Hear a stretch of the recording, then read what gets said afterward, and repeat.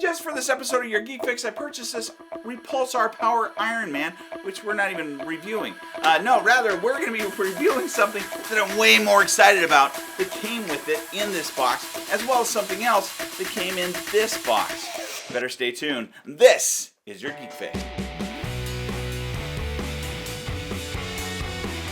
Alright, just to put your mind at ease, he's okay. He is Iron Man. But again, I didn't buy this box for him. He's not the reason why I bought it. Although I found him because I was trying to find a good option for a Hulkbuster character that would go inside. And this is a 12-inch figure, so 1/6 scale. But I wasn't really interested in getting him. He does play sounds, including sounds for the thing that I am interested in, which I won't play for you right now because I don't know if I could get away with it. But I will say, still pretty cool. I mean, he's not bad. He's a good, solid figure. But what in the world did I buy this for?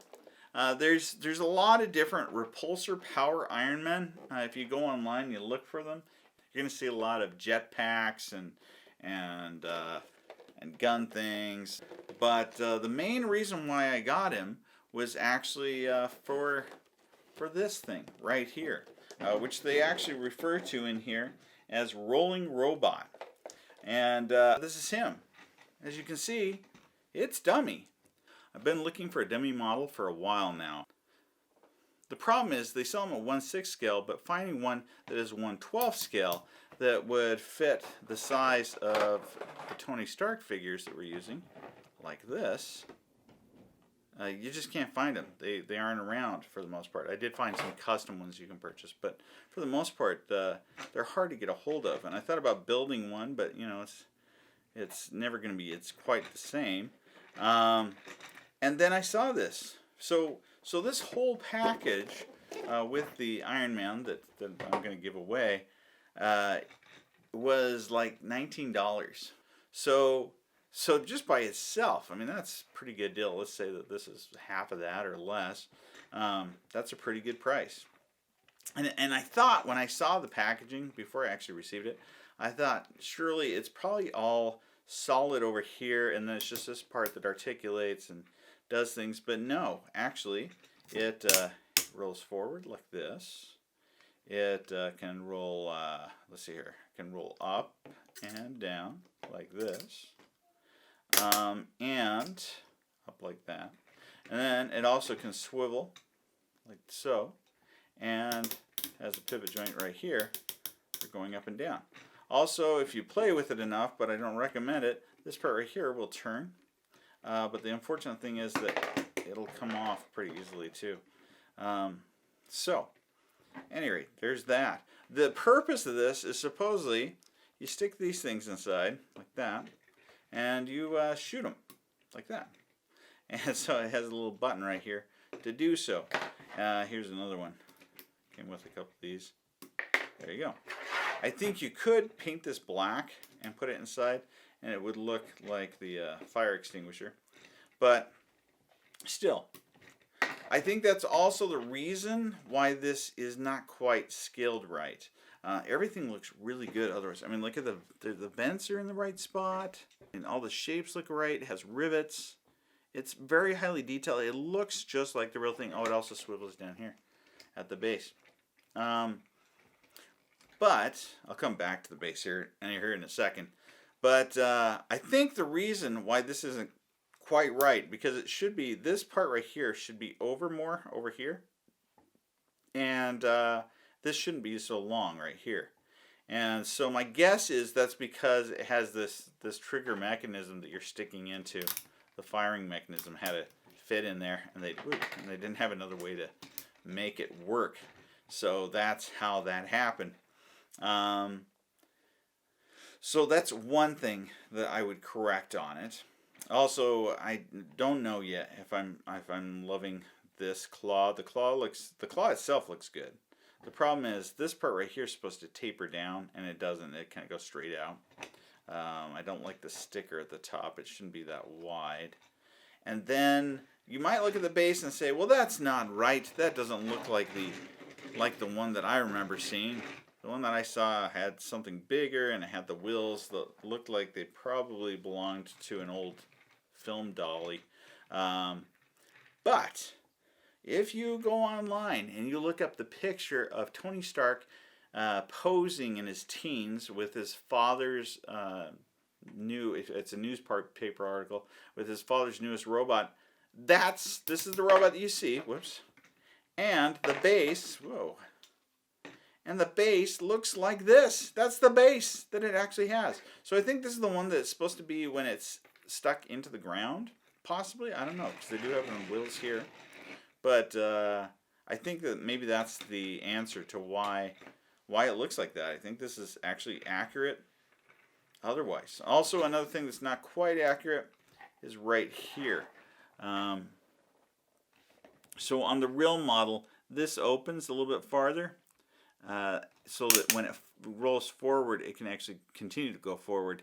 On this particular model, because I think of this piston, they didn't want you to be going past that, so they put this little wall right there. So it doesn't indent where it could. You could cut it down to that, but I think I'm just going to paint it so it looks similar. So otherwise, I mean, the bones are there. The color is not quite right either. This yellow is wrong, and so is the black. So, speaking of colors, what I'm going to be using is I have Model Masters. Their gray primer. The black that I'm going to be using is a flat black. In this case, it's actually chalkboard that I'll be using. And then the yellow, this is kind of more orangish yellow. That is more the color that we saw for those parts. As far as the pistons go, this is the chrome that I'm going to use for coloring these two pistons. The one in the movie, this back piston was black all the way from what I can see, but I might still make it silver as well. We'll see. So that's some of the coloration. And then I printed some decals to use. One so that I can redo what's supposed to be on his head as far as the lines, the yellow and black lines. And then the Dum-E's, I gave myself a bunch of those that I can turn into stickers. And so I have some options for myself which I can use for the decals. So that's that. That is what our plan is so far. So we'll cut along here and use some of this tubing and some glue on the inside to be able to extend this portion. I'm using a Bic pen on the outside, which we'll be able to paint over later. Nobody's going to be able to tell. I'm also going to cut over here, making this flat, and use the same process to connect those. Now as far as the base goes, that's kind of where this other package comes in. First I gotta open it.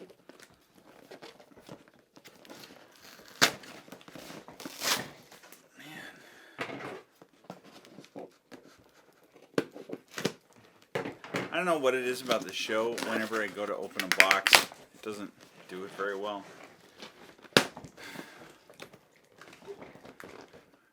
I went with the bottom because it doesn't have addresses on it, but whatever. There we go. Okay, so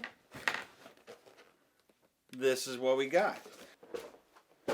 So this is the Marvel Iron Man 3 Kids Nations Dummy and Suit Up base, which, as you can see up on the front, we have a dummy in the right hand corner. The Suit Up base is what they're calling the gantry at the bottom.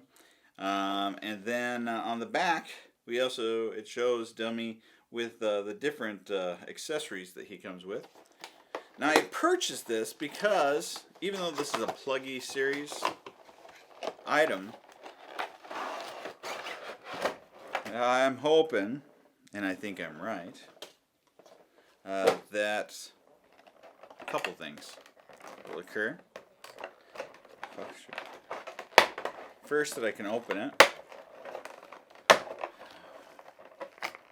Aha! Okay. So, the first thing that I was hoping about this is that the base here's his top. He has kind of similar articulation to the one that we have. Can swivel from side to side, up and down right here. And then he can also roll backward and forward, but he actually can't do quite as much articulation as our other one. But for the kind of figure that it is, typically they don't do that, so that's okay. And I will say too, he has, whoops, I hope I didn't just break one of the coolest parts. He has this camera, just like on the show. So Dum-E has this camera piece that he can hold. Looks pretty good. It looks just like the camcorder. At any rate. And then he also has this little fire extinguisher that he can also hold. But I will say this. Number one, you can actually guess this because of the camera, but this isn't really Dum-E. Even though it says Dum-E on the outside, on his arms it says you, which is actually the other figure. That's not a mistake that they put him in here. That's just what he is. It doesn't look like he has an alternate set of stickers to change the name, which is unfortunate, because then I could have used those. And then this is the head that he has right here. I don't want to put him on too good because I'm thinking of using it for mine. So look at the difference here in the claws, these two claw heads. I don't know. Boy, it's a toss-up. I do like, see, this one has more of a cone to it, which is accurate. This one does not. I also like the thickness and the detail on this part right here. So, at any rate, so that is the difference. Oh, and look at the ends. The ends of the claw also has its little pads. So, anyway, so there's another thing to consider when thinking about this figure. But why did I get him? What was the main reason? There's still way more stuff to show you about this, but one of the main reasons, or the main reason, is because, as you can see, or at least what I noticed, between these two figures is that the width of the bases are the same. One might be shorter, but they're the same width. And what I was hoping is that I can use this base, which has some wheels on it, to put my other Dum-E on top of, or I'd remove this part and put him right onto there. So, or at least figure out a good way to do it. So I think that's a realistic possibility right at the moment, and that is my plan. So there you go. That's how I plan to overcome that, and probably paint him to match my other Dum-E afterwards, and then still use some of these props. Like there's my what's the fire extinguisher. See if we can fit this in here. Kinda, I don't know. So anyway, trying to decide between these two. Look at this. I think I might actually be able to get this to fit on there, but anyway. So very cool. One last cool thing that this additional Dum-E came with is what they're referring to as the suit-up base. And the last thing we opened called the power-up base. I don't remember. And now, but I know it better as a gantry. Now, let me put this up next to our other gantry. So I'm running out of room on here. So when you look at these, honestly, they, as far as the base itself, the portion that's supposed to light up is right here. It's definitely smaller by a good inch, I would say. However, the main portion right here is about the same. So really this thing that you're looking at on this side is supposed to be this portion of this. So technically, I mean, obviously, this is the bigger of the two. But the thing that gets me and why I'm thinking about using this one is because it has this switch underneath. And look, even with the lights on, remember, I can't even, you're not even seeing my, you're not even seeing my arc reactor, but you can definitely see that. In fact, you could probably see that through my shirt pretty easily. Yeah, see, look at that. Yeah. I mean, look how bright it is. Looks awesome. I could make this do that, I guess, but I don't know. And then let's take our figure, stand him on it. You know, he looks pretty good like that. So yeah, it gives that light that you kind of want to have coming off of him. So I think that is the one that I'm going to be using because it has a better glow and underlining to it, and it has a lot of other details that I think are just really swell. So, at any rate, so I don't know. It's a toss-up. We'll see which one winds up on the set.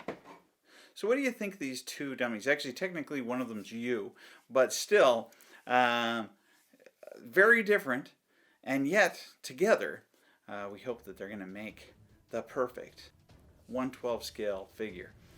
So let us know in the comments below what you think of these two figures and our idea.